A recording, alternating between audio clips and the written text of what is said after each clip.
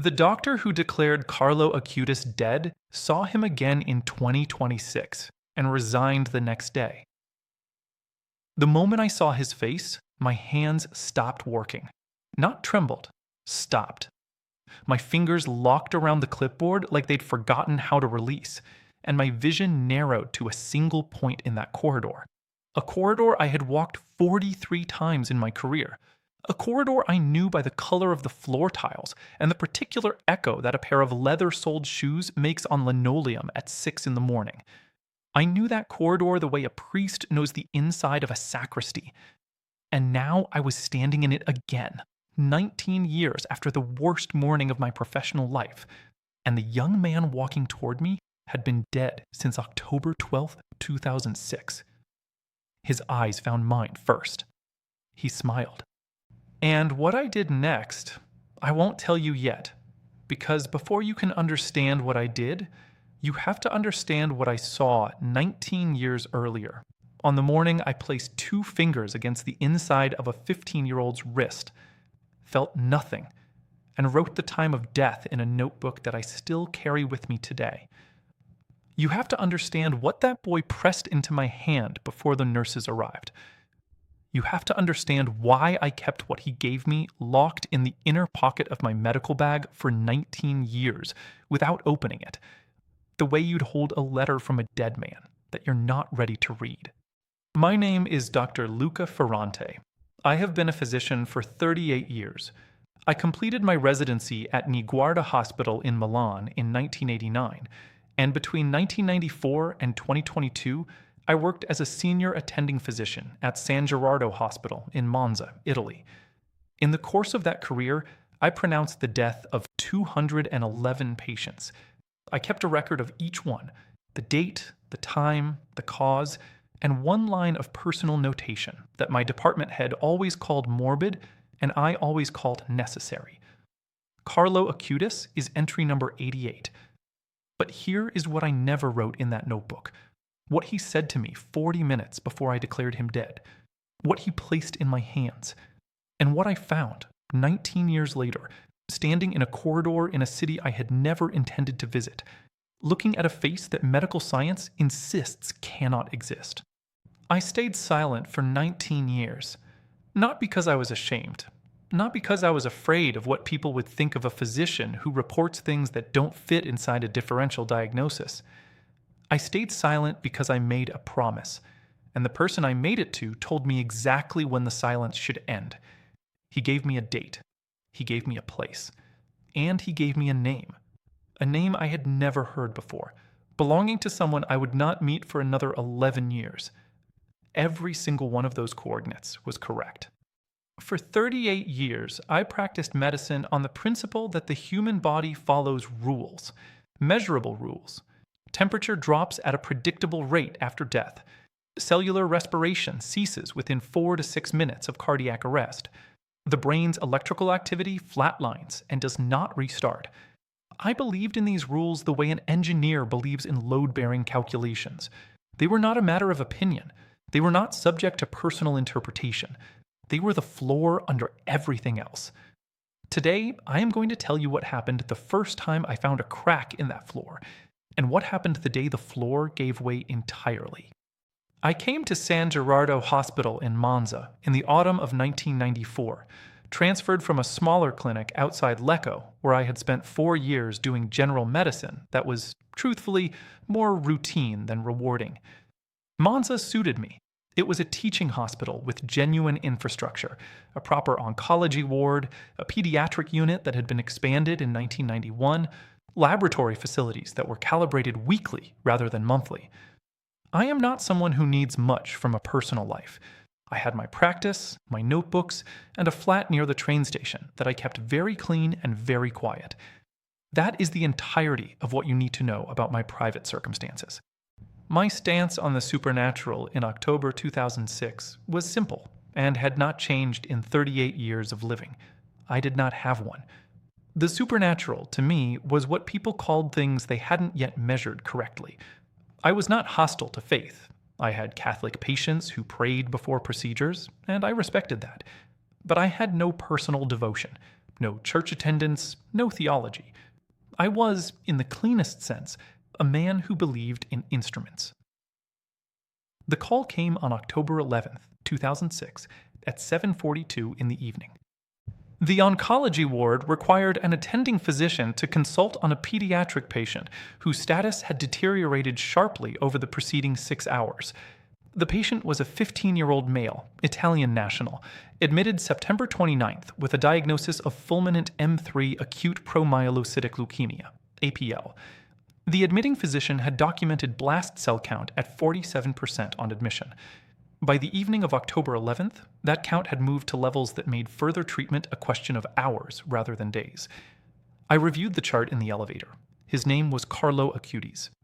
Born May 3, 1991, in London, raised in Milan. Mother, Antonia Salzano. The chart included a small photograph clipped to the intake form, standard protocol for pediatric cases, a practice I had always found more humane than a number alone. He looked like a boy who spent time outdoors. There was something in the expression that I noticed even then, even before I knew anything else about him, a quality that I would struggle to name for years, and eventually stopped trying to name. The simplest word I can find is this: he looked like someone who was not afraid. I found him in room 14 of the pediatric oncology wing, which in October of 2006 smelled of antiseptic and faintly, inexplicably, of something I have only been able to describe afterward as bread. Warm and ordinary, the kind of smell that belongs in a kitchen, not a ward. His mother was in the room. His father had stepped out to make a telephone call. The ward nurse, a woman named Sister Giovanna Terranova, who had worked that unit for 12 years, was adjusting the IV line when I entered. Carlo was awake. He was fully awake. Given what his blood work showed, that itself was anomalous. Patients at his stage of APL progression typically experience severe neurological involvement, disorientation, reduced consciousness, extreme fatigue. Carlo was propped against his pillows at roughly 45 degrees, and when I introduced myself, he extended his hand and shook mine with more grip than I expected. "You're the doctor who's going to be here tomorrow morning?" he said. Not a question. I told him I was the attending on call for the evening, and likely through the following shift, yes. He nodded. Then he said something I wrote down word for word in my notebook when I reached the corridor afterward, because I knew I would need to remember it exactly. He said, "The envelope in my bedside drawer. Will you take it? I need you to keep it in your bag and not open it until the day you understand why you're reading it." I looked at Sister Giovanna. She was watching him with an expression that told me this was not the first time he had said something that didn't belong in an oncology ward. I told him I would take it when we'd had a chance to talk. He shook his head, gently, without urgency. "Please take it now," he said, "before the examination." The envelope was standard white, office size, sealed. My name was written on the front in a clear, neat hand. Dr. Luca Ferrante. I had met him 4 minutes earlier. I put it in the inner pocket of my medical bag. I did not open it that night. That was October 11th, 2006, at 8:17 in the evening. What I could not have known was that the envelope would remain in that pocket, sealed, for 19 years, and that when I finally opened it, it would contain a date, a place, and a name, and that all three would already have come true. But there was something about that request that didn't fit, something I turned over in my mind for the rest of the examination, the rest of the night, and the 38 days I spent trying to rationalize what happened in the hours that followed. At 9:45 that evening, Carlo's vital signs began to fall with a speed that the monitoring equipment in room 14 registered as an error before it registered as fact. His oxygen saturation dropped from 91% to 73% in 11 minutes, a rate of decline that prompted an automated alert at 9:52. I was at the nursing station, reviewing a separate patient's overnight medications when the alert sounded. I was back in room 14 by 9:54. His blood pressure had fallen to 68/40. Heart rate had become irregular, with intervals between beats that my wristwatch could measure more reliably than the patient could sustain. I ordered supplemental oxygen at 6 liters per minute and contacted the attending cardiologist on call, Dr. Ricardo Parma, who arrived at 10:17. Between 9:54 and 10:17, 23 minutes, Carlo Acutis was entirely conscious. I have tried, in the years since, to find a clinical explanation for this. Fulminant APL at the stage his blood work indicated does not permit the kind of lucidity he demonstrated. The pressure his body was under, the oxygen deprivation his cells were experiencing, the cascade of hemorrhagic processes that M3 leukemia triggers in its final progression. None of it is compatible with the conversation we had. But we had it. He asked me to move closer. I did. He said, "I'm not afraid. I want you to know that." I told him that was good. That fear makes the body work harder than it needs to. He smiled at that, like I'd said something he found charming in its inadequacy. Then he said 3 things, one after another, with pauses between them, as if he were reading from something I couldn't see. The first, there's a boy in Brazil. His name is Mateus. He's 7 years old. What happens to him in 2013 will be the first proof. The second, the woman in Costa Rica. Her name is Valeria. She will fall in 2022. The doctors will say she cannot recover. The third, you will see me again, not in memory, in a hospital corridor, in a city whose name contains water, in the year 2026. And when you see me, you will know it's time to open the envelope. I wrote none of this down in front of him. I wrote all of it the moment I reached the corridor at 10:40, after Dr. Parma arrived, after the room filled with the controlled emergency that medicine produces when it knows it cannot win, but must be seen to try. Carlo Acutis was declared dead at 12:47 on the morning of October 12, 2006. I placed my fingers on the inside of his left wrist. No pulse. I placed my stethoscope against his sternum. No cardiac sounds. I checked his pupils with my penlight. Fixed. Non-reactive. Both pupils dilated to 8 millimeters. Time of death, 0:47, October 12, 2006. Entry number 88 in my notebook.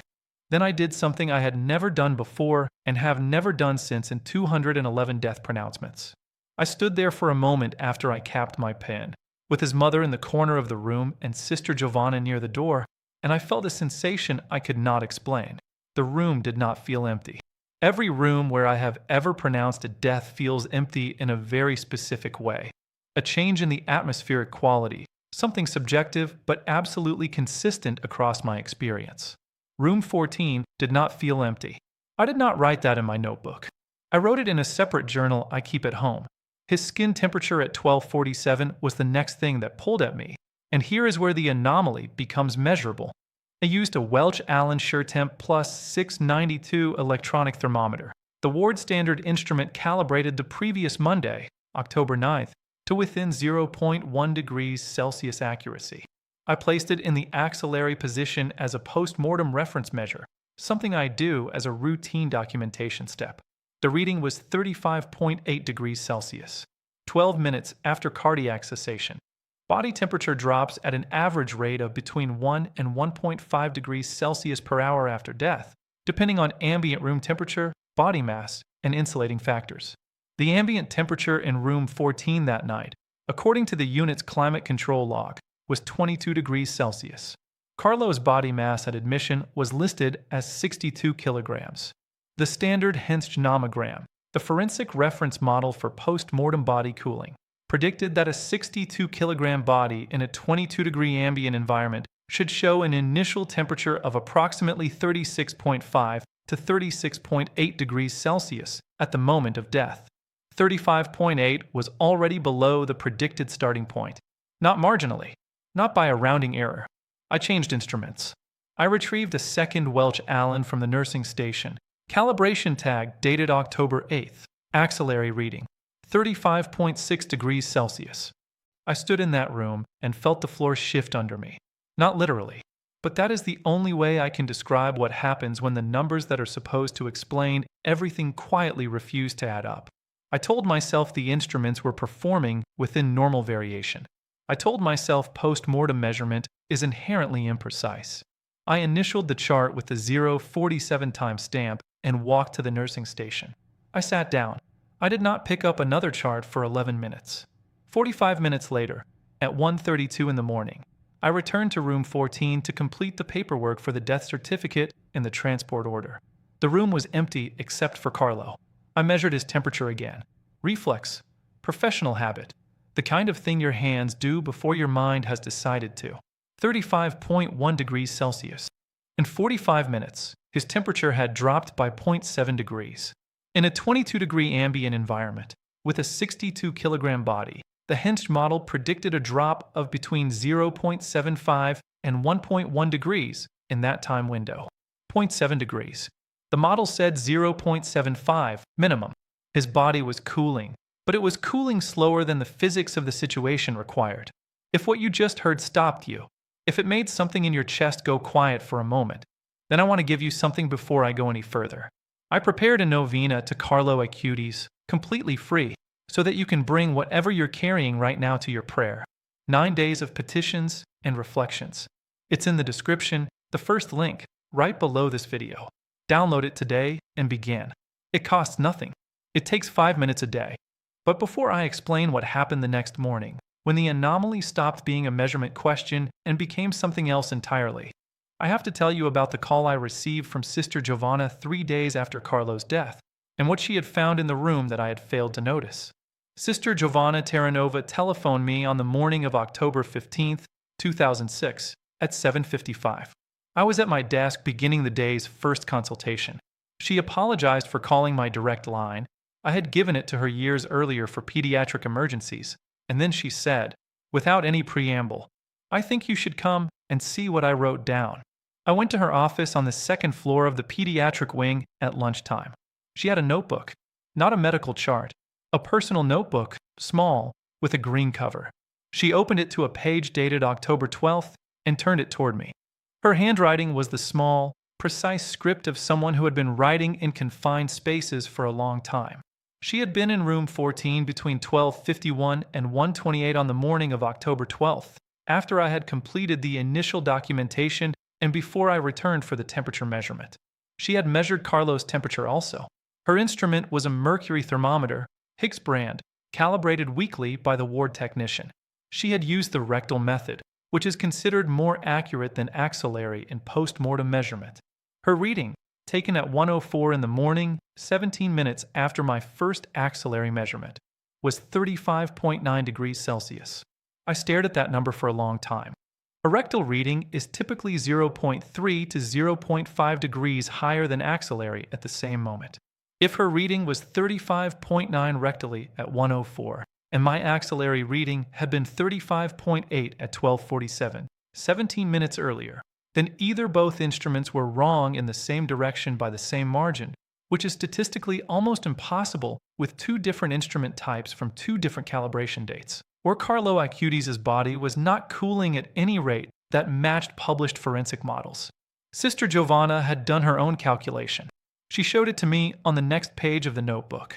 At the hinged rate for his parameters, his body should have read approximately 36.2 to 36.4 at the time of death, declining to approximately 35.5 by 1:04. Instead, her rectal measurement was 35.9 at 1:04. 0.4 to 0.5 degrees above the model's prediction, 17 minutes post-mortem. "I know what the textbook says," Sister Giovanna said. She folded her hands on the desk with the composure of someone who had spent 40 years in a pediatric oncology ward seeing things that textbooks don't cover. I measured it. I measured it again. I used 2 different thermometers and got the same result to within 0.1. She had also measured the ambient temperature in room 14 at 1:04 using the wall-mounted digital gauge, 21.8 degrees Celsius, marginally lower than the climate control log's reading at midnight, which made the discrepancy not smaller, but larger because lower ambient temperature accelerates post-mortem cooling. His body was cooling slower in a slightly cooler room than the model allowed. I left her office and went to the courtyard and stood in October air for 8 minutes. I was 51 years old. I had 32 years of clinical experience. I had seen things in medicine that surprised me, but they had all, eventually, fit inside a framework. What Sister Giovanna and I had measured together did not fit. And then there was the smell. I had noticed it on entry, the bread smell. I had dismissed it as an anomaly of the building's ventilation, something from the staff cafeteria on the floor below. But Sister Giovanna had noted it too, in her green notebook on the same page.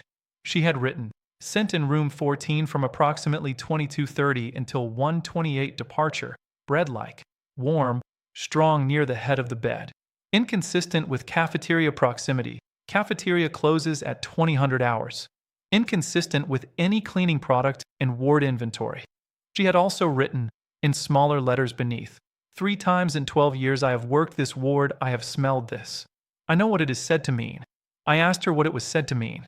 She looked at me across her green notebook with the direct gaze of someone who knows what they're about to say will sound unreasonable and has decided to say it anyway. "The odor of sanctity," she said. "The Church has recorded it in the cases of over 30 canonized saints. Persistent floral or bread-like fragrance from the body, lasting beyond what decomposition chemistry allows, usually described as roses. In Carlo's case, something baked, something warm." I drove home that evening. I sat at my kitchen table for an hour. Then I got up, retrieved my medical bag from the hallway hook, and pressed my hand against the inner pocket where the envelope was. Still sealed.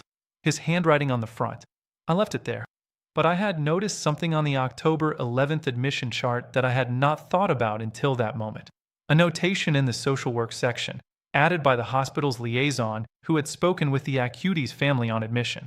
Under patient's personal interests, someone had typed, in the abbreviated language of intake forms, "Eucharistic devotion, attends daily Massachusetts created website documenting Eucharistic miracles, 160+ cases, a 15-year-old boy, 160 documented Eucharistic miracles."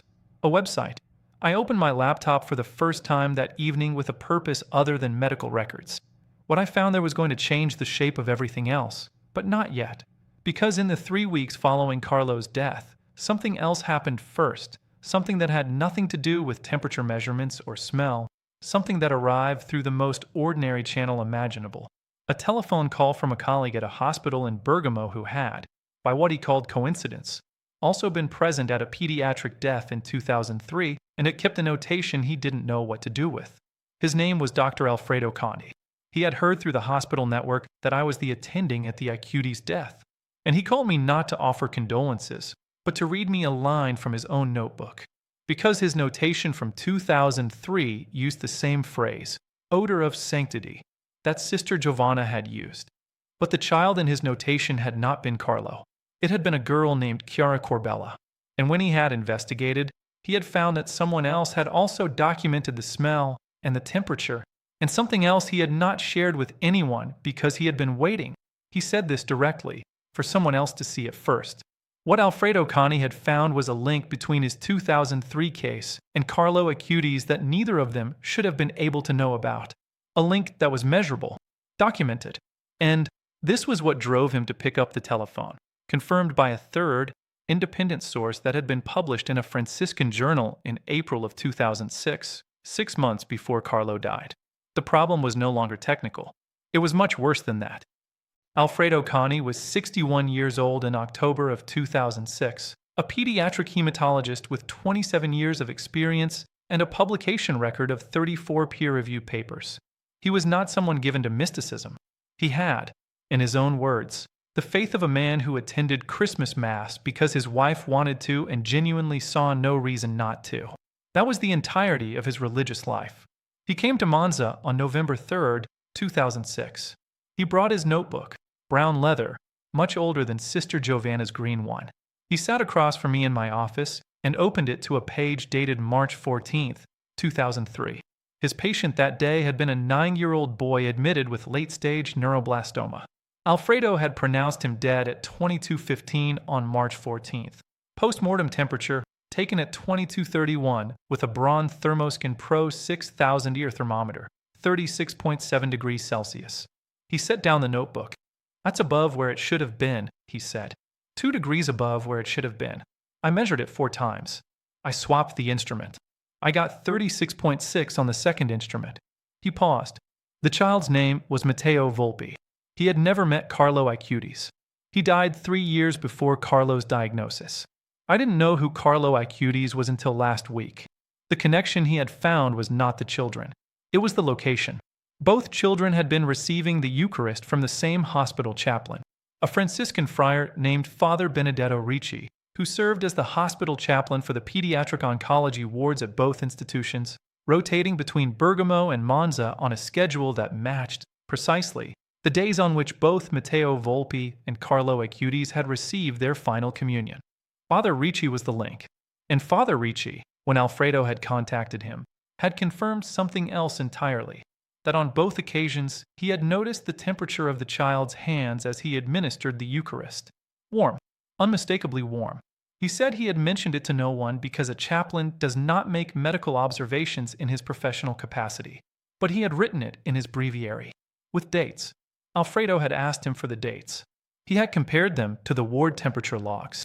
On the day Carlo received his final communion, October 10th, 2006, 2 days before his death, the ambient temperature in room 14 was 23.4 degrees Celsius.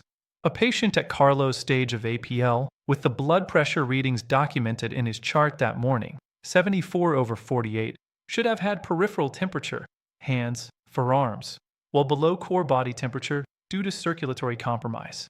Typically 14 to 16 degrees in the extremities under those hemodynamic conditions.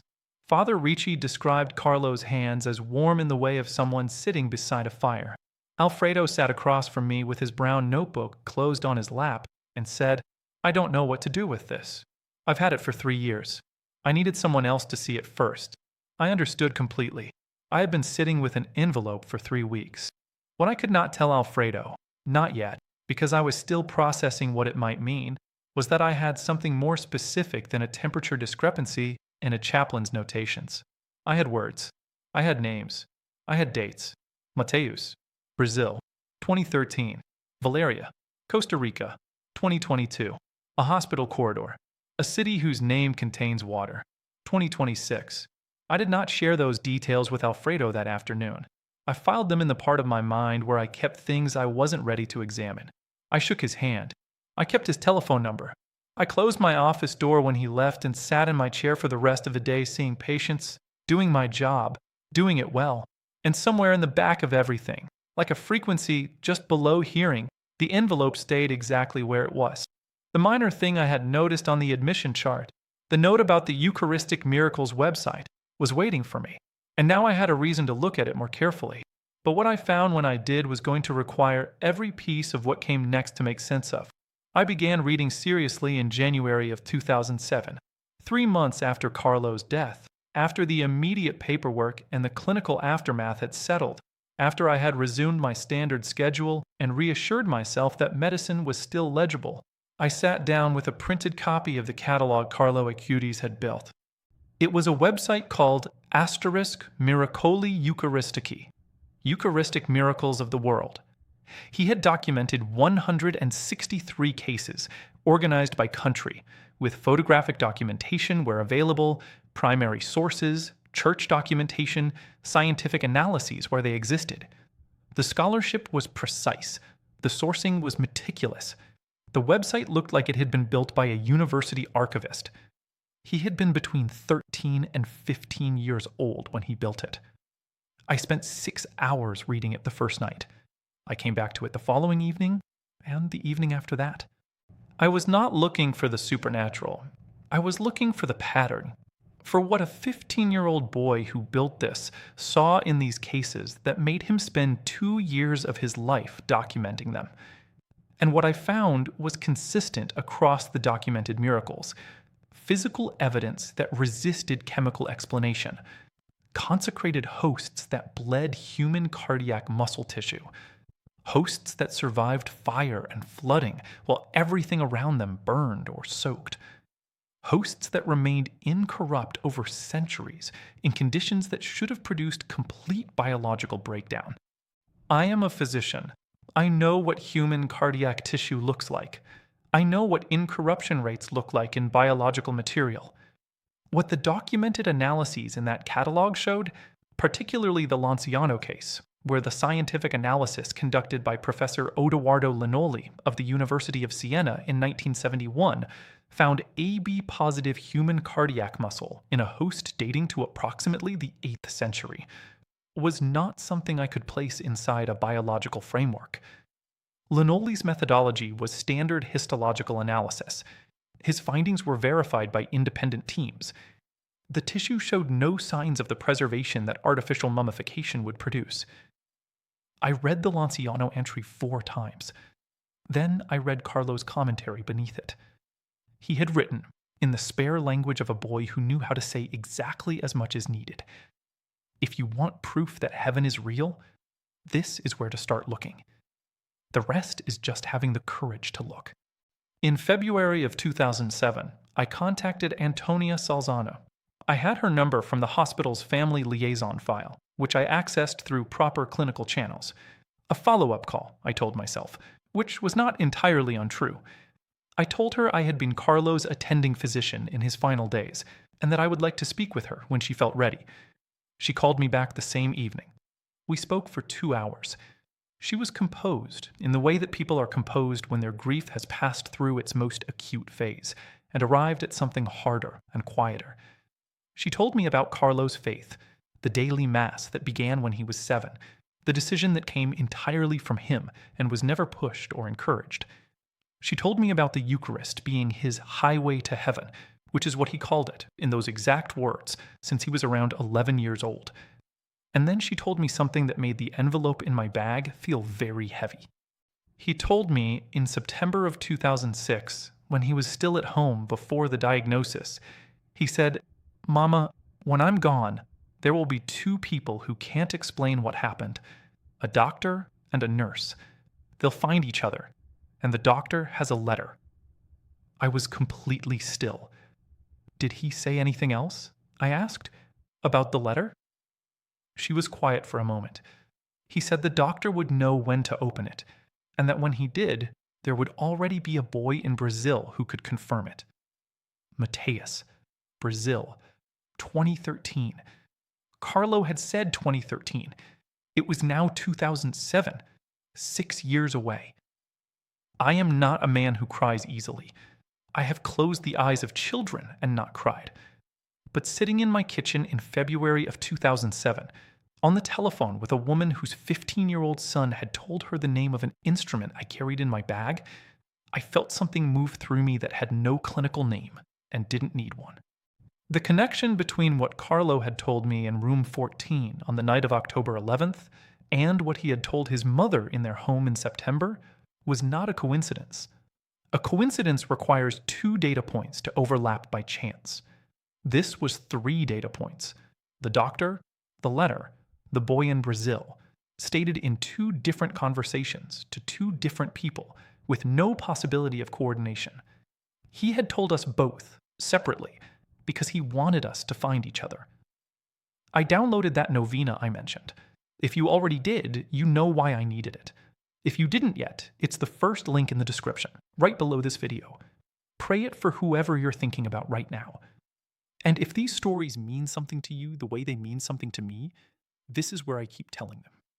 But what I discovered the following week, when I spent 3 days in Assisi for a medical conference and found myself standing in front of Carlo's tomb for the first time, rewrote even the way I asked questions. The conference was in Perugia, March 2007, a 2-day symposium on hematological malignancies in pediatric patients. Assisi was 40 kilometers south.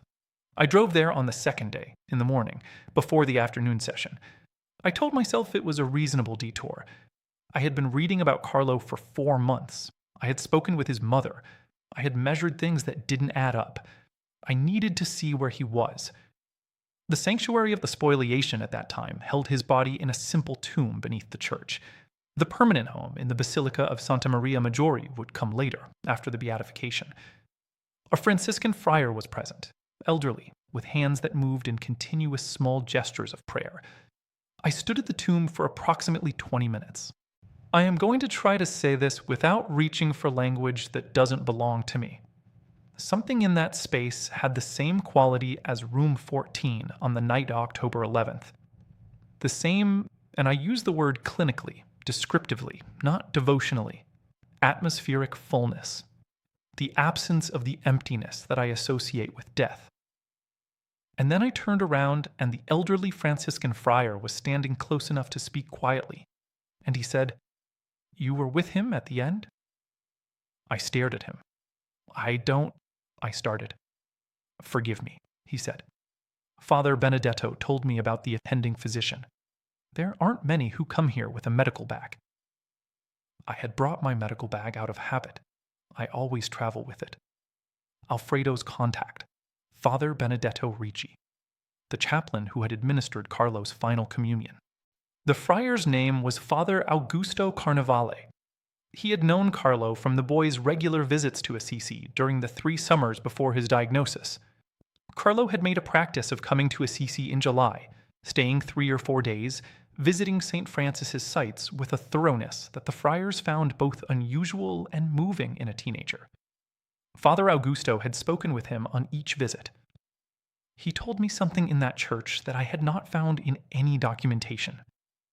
In July of 2006, 3 months before his diagnosis, though the leukemia may well have been developing already, Carlo had told Father Augusto, "I've been documenting the Eucharistic miracles because I want people to have evidence, physical evidence, because faith shouldn't have to work harder than it needs to. The proof is already there. Someone just needed to put it in one place." 163 cases, 1 website, a 15-year-old from Milan. Father Augusto also said that Carlo had asked him on that July visit to pray for a doctor, not by name but by description. A doctor who measures things, Carlo had said. He'll need prayers before he understands why. I drove back to Perugia and sat through the afternoon session on bone marrow transplantation protocols without retaining a single slide. In the car home that evening, I made a decision. I would track what he had told me. I would keep the record the way I kept my medical records: dates, data, verification. Mateus in Brazil in 2013. Valeria in Costa Rica in 2022. A corridor in a city whose name contains water, 2026. I would wait. I would document. I would not open the envelope until I was standing in that corridor. For a long time, the waiting felt almost manageable. I had my work, I had my notebooks, and then in October of 2013, everything shifted again. October 2013, 7 years after Carlo's death. I was not in Brazil. I was at my desk in Monza when the article appeared, not in a medical journal, not in a church bulletin, but in a Reuters wire story picked up by La Repubblica, which I read each morning with my coffee. The headline read, "Vatican approves miracle attributed to Italian beatification candidate. Brazilian boy healed of pancreatic anomaly." His name was Mateus Costa Menezes. He was from Campo Grande in the Mato Grosso do Sul state of Brazil. He had been born in 2006, the year Carlo died, with a severe pancreatic malformation that his physicians classified as incompatible with normal development. By age 7, in 2013, the prognosis was that he would require constant interventional treatment and faced permanent organ failure. His family had prayed to Carlo Acutis, whose cause for canonization had been opened in 2013, placing a relic of Carlo's clothing over the child's abdomen while a novena was offered. Within 72 hours, the pancreatic malformation had resolved, completely, clinically documented. The physicians at the Campo Grande Hospital filed a report that was forwarded to the Vatican's Congregation for the Causes of Saints, which reviewed it through a medical board of 9 physicians, none of whom had a prior interest in Carlo's case. The board's finding was medically inexplicable. Mateus, Brazilian, 7 years old, 2013. I put my coffee cup down very carefully. Carlo had said a boy named Mateus in Brazil in 2013, whose healing would be the first proof. Every coordinate was correct. The child's name, the country, the year. And the first proof was the Vatican's own language, a first miracle for beatification. I opened my notebook, the one from October 2006, with entry number 88, and wrote below the entry in red pen, Mateus, Campo Grande, Brazil, the 12th of October 2013, Reuters/La Repubblica. 7 years. Confirmed. Then I sat for a very long time in my kitchen and tried to remember what it had felt like to believe that the world was entirely explicable. The feeling was gone. It had been going since October 2006, slowly, the way ice goes in spring. Not all at once, but reliably, and in only one direction. I began following Carlo's beatification process. I followed it the way I follow clinical trials, systematically with documentation. I obtained a copy of the Vatican Medical Board's report on the Matthias case through a contact in Rome, a colleague who worked in bioethics at the Pontifical Academy of Life. The board's report was 47 pages. I read all 47 pages. The clinical documentation was watertight. In 2019, when Carlo's body was exhumed in advance of the beatification process, the examination found it in a state of integrity inconsistent with 13 years of standard postmortem decomposition. The examining pathologist, whose name I will not use without permission, filed a report noting that the tissue preservation was not attributable to the environmental conditions of the burial site, which were standard limestone crypt conditions, not dry, not cold, not artificially modified. I read that report and I thought about 35.8 degrees Celsius at 12:47 on October 12, 2006, about 35.1 at 1:32, about the floor that kept not being where I left it. On October 10, 2020, Pope Francis beatified Carlo Acutis in Assisi. I watched it on a live stream on my laptop, alone in my kitchen with a glass of water and my notebook open. When they announced his name, I put my pen down and I said, to no one in the room, in a voice I had not used since I was a child, "All right." That was all. Just, all right. But it meant, I understand now. I don't understand how, but I understand that something in that room on October 11th was real. Something I was not equipped to measure with any instrument I own. The second prediction was still 9 years away. Valeria, Costa Rica, 2022. I had a date. I did not have a street address. I did not know what hospital or what city. I waited. But the corridor, the city whose name contains water, 2026, I still had no idea what that meant. I had looked at Italian cities, Spanish cities, cities across Europe whose etymological root meant water or river or sea. I had made a list. The list was longer than I wanted it to be. What I didn't know yet was that I wasn't going to find the city by looking for it. The city was going to find me. In November 2022, I received a case referral from the Global Rare Disease Network, a consortium of specialists who route unusual pediatric presentations to physicians with relevant expertise. The referral came from a hospital in San Jose, Costa Rica, at Hospital Nacional de Niños. The patient was a young woman, 24 years old, who had suffered a catastrophic head trauma in August of 2022 following a fall. The presenting injury was a bilateral cerebral contusion with diffuse axonal damage, classified on admission as severe traumatic brain injury with a Glasgow Coma Scale score of 6. She had been in a medically induced coma for 11 weeks. The referring physicians were contacting specialists because her neurological presentation, despite partial emergence from the induced coma, showed no recovery markers consistent with standard TBI rehabilitation protocols. Her name was Valeria Valverde. I read her name once. I read it again. I got up from my desk and walked to my bookshelf and took down the notebook from 2006. Valeria, Costa Rica, fall, 2022. I have never, in 38 years, experienced what people describe as the world going still. I have always read that phrase as metaphor. It is not metaphor.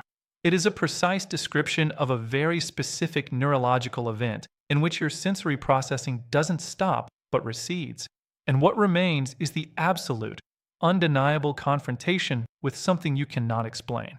I accepted the referral. I traveled to San Jose in December 2022. This was not something I typically did for remote consultations. The standard protocol is file review and video conference. I traveled because I needed to be there. Because Carlo had told me a name and a country and a year, and the name and country and year had arrived, and I was not going to manage this by video conference. Valeria Valverde was remarkable before she was a medical case. She had been praying to Carlo Acutis since 2020, since his beatification. Her family had obtained a small medal of Blessed Carlo from their parish in San Jose, and she had worn it since October of that year. When she fell in August 2022, down a flight of concrete steps at her university, a fall of 11 steps, landing on her right side with the impact vector that produced the bilateral cerebral injury. The medal was still around her neck when the paramedics reached her. The healing process began, according to her medical chart, in late November 2022, 11 weeks after injury, which is outside the standard recovery window for her injury classification. The neurological recovery markers that appeared on her December 4th MRI were, in the words of the lead neurologist, Dr. Patricia Mora, inconsistent with the injury pattern and the timeline. Dr. Mora submitted a report to the Vatican's medical board in January 2023, initiating the investigation that would eventually be recognized as the second miracle for Carlo's canonization. I reviewed every scan, every lab result, every clinical note from admission through December 2022. The recovery was real. It was documented. It was inexplicable by the medical record.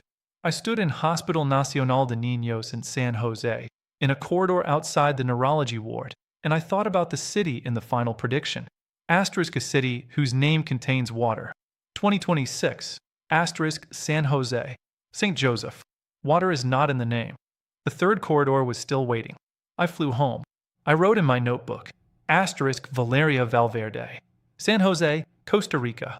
August 2022. Fall/December 2022. Recovery. Confirmed. 2 of 3. The third remains. Asterisk in 2025, on September 7th, Pope Leo XIV canonized Carlo Acutis in Rome, in the context of the Jubilee year, making him the first millennial to be formally declared a saint by the Catholic Church, the first person born in the digital age to be raised to the altar. The ceremony was attended by more than 80,000 people in St. Peter's Square. I watched it again on my laptop, but this time I was not alone. I had been in contact with Antonia Salzano since 2007. We had spoken perhaps 30 times over 19 years, never at length, always in the careful register of two people who share something they are still working out how to carry. I called her the evening of the canonization. She answered on the second ring. "Did you open it yet?" she asked. She knew about the envelope. I had told her about it in 2009. "No," I said. "He told me I'd know when." "He always knew when," she said. We said very little else. It was enough. I need to explain the year 2026 more carefully than I have, because what happened is not complicated. It is simple, and its simplicity is part of what broke me open. In January of 2026, I was contacted by the organizing committee of a medical conference on the ethics of post-mortem documentation, specifically the intersection of clinical death certification and unexplained biological findings, a niche topic that had become slightly less niche in the years since several high-profile cases attracted public attention. The committee was convening in Aquileia, in the Friuli Venezia Giulia region of northeastern Italy. From the Latin aquila, eagle, but also, according to the Roman historian Cassiodorus, possibly from aqua, water. The city sits at what was, in Roman times, the confluence of 3 river channels. The archaeological record is full of water. The city's entire Roman infrastructure was organized around the lagoon system that connected it to the Adriatic, a city whose name contains water. I booked the train on the day I received the invitation. The conference ran February 12th to 14th, 2026. I arrived on the 11th. I had my medical bag. Inside the inner pocket, undisturbed for 19 years and 3 months, was the envelope. The conference venue was the Palazzo Episcopale, adjacent to the Basilica of Aquileia, the same basilica whose 4th century mosaic floor is considered one of the most extraordinary examples of early Christian art in the world. The conference organizers had arranged it because of the building's history, not its sanctity, but the two are not easily separated in a structure that has stood for 1,700 years. On the morning of February 13th, 2026, I arrived early. The conference had not yet opened. The corridor outside the main hall was empty. White walls, stone floor, the cold of a February morning in the Northeast. And then he wasn't empty. I need to be precise about this. I am a physician who spent 38 years insisting on precision. I will not abandon it here. A young man turned the corner at the far end of the corridor at 8:47 in the morning. He was walking toward the main hall. He was carrying something under his arm, what looked like a laptop bag. He was wearing ordinary clothes. He was perhaps 15 years old. He had the build and the bearing that I had memorized from a photograph clipped to an intake form in 1994. The photograph of a boy who was not afraid. He looked up. He saw me. He smiled. The smile was exactly the smile from room 14. My clipboard, I had been carrying the day's program, fell out of my hands. I did not bend down to pick it up. I could not move for a period that I later estimated, based on the corridor clock, to have been approximately 40 seconds. He kept walking. He passed me at a distance of roughly 1.2 meters, close enough that I could see the metal at his collar, a small circular metal.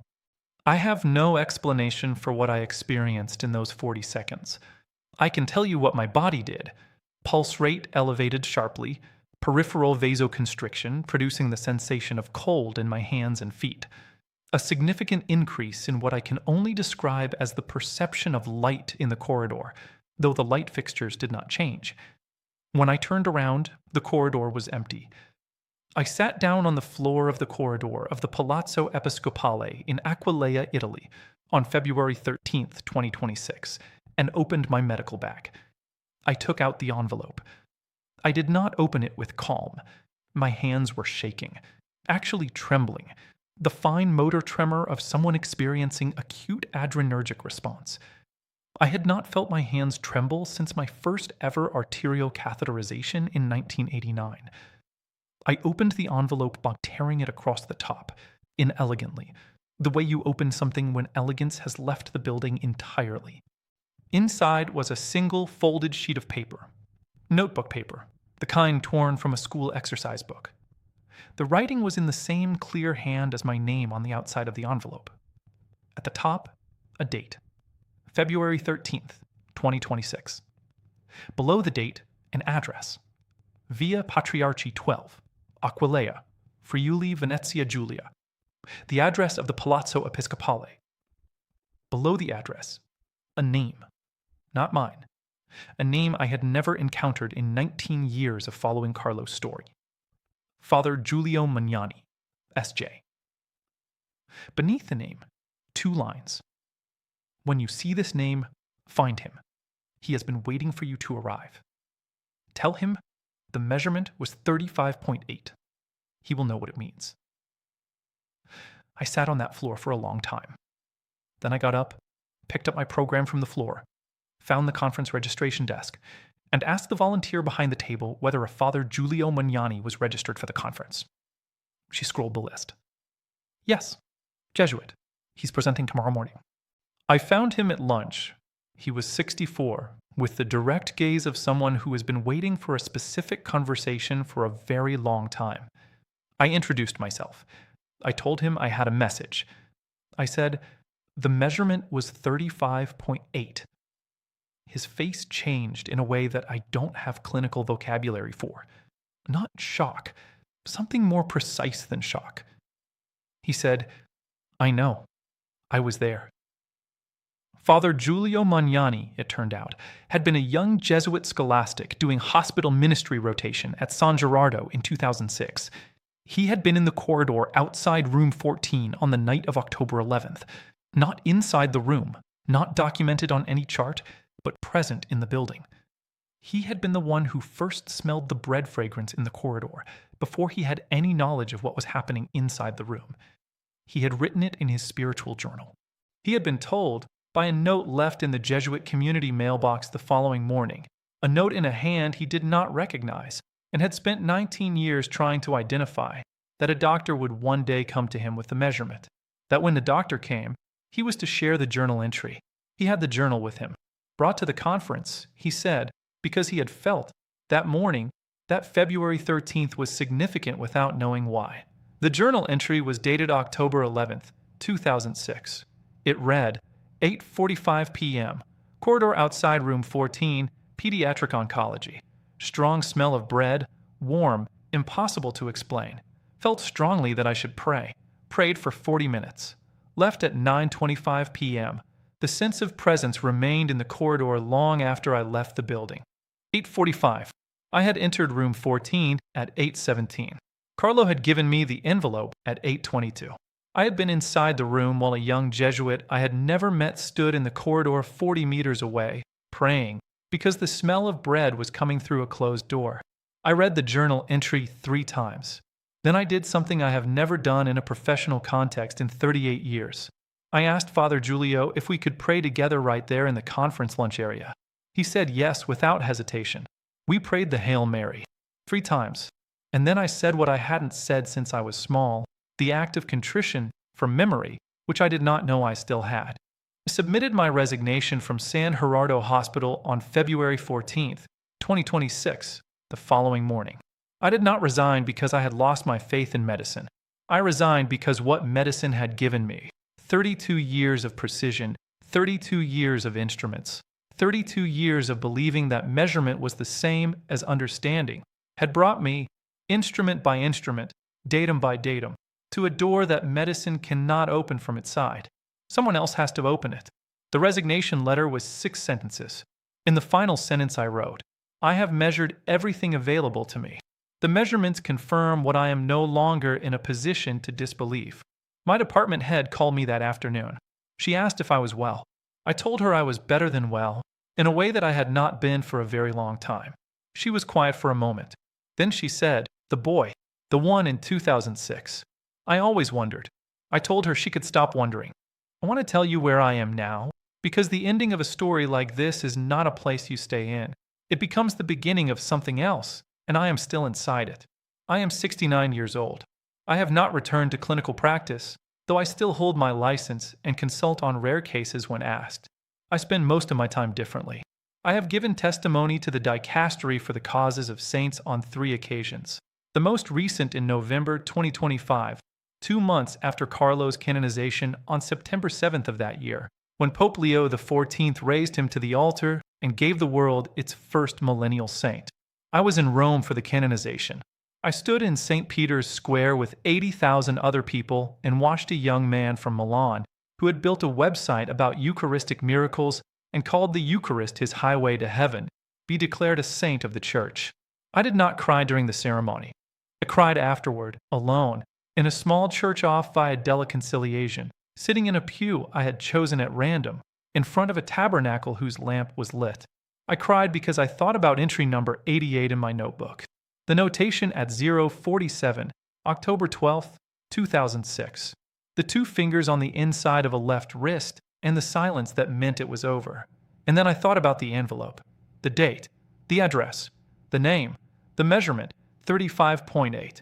I keep the envelope in my kitchen now, on a shelf, next to my coffee. Open.